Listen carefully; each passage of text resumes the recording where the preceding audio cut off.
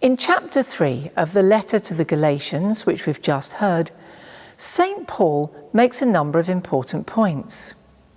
He tells us that up to then, our behaviour had been governed by the law, but from then on, it was going to be governed by a new set of principles, the principles of the kingdom of heaven.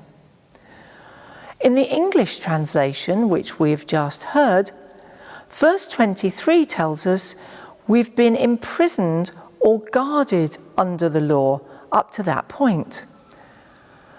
The Greek uses the word pedagogos, and a pedagogos was a slave whose job it was to help socialise, bring up and look after the children of the household until they were able to do it for themselves.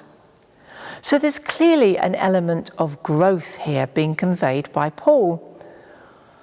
But he's clear this is not down to anything that we are doing. It's entirely down to the kingdom which Christ now offers us, this new age. And we're told that in this new age, previous distinctions will no longer apply. There will be no Jew or Greek, no slave or free, no male and female. And yet clearly, if you looked around, there would have been Jews and Greeks, slaves and free, males and females. The point that Paul was trying to make was that from that point, these distinctions would no longer be markers of status or deciding who was included or excluded from society and certain roles. And I don't know if you noticed, but Paul writes about Jews or Greeks, slaves or free, male and female. And this phrase, male and female, takes us back to the book of Genesis and the creation story, chapter 1, verse 27, where we're told that God created male and female. So here I am in Bute Park in central Cardiff. It's the closest I could get to the Garden of Eden at the moment. And when I think about how God created the universe and the world, I imagine that the early relationships were perfect.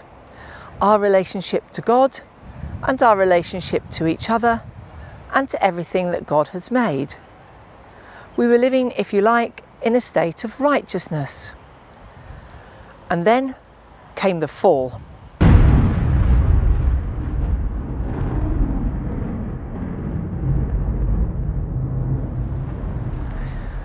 The coming of Christ into our world opens up a whole new set of possibilities for these relationships to be restored.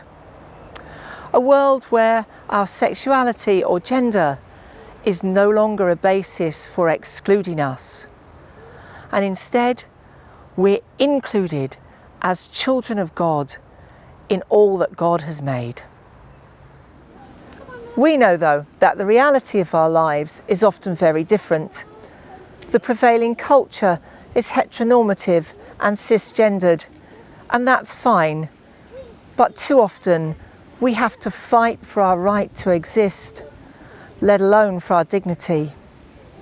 And the churches which should love us and help us to grow and flourish, at best are equivocal about us, and at worst are prejudiced. Pride events are very important. They allow us to reclaim our dignity and worth, and to see the diversity within our own community. It's a chance for allies to stand with us and to support us, and for us all to show the world that we're just like them, beloved creations of God. And yet, we cannot claim our freedom and dignity and worth in isolation. This year of all years, we need to say strongly, Black Lives Matter. We need to add the cry of our hearts to the cry of all creation, so that we may look after and care for everything that God has made, the beautiful ecosystems of our planet. Jesus has given us an opportunity where no one is excluded, and we must play our part in that. For truly, when there is no Jew or Greek, no slave or free, no male and female for the basis of exclusion, we will have recreated part of God's kingdom.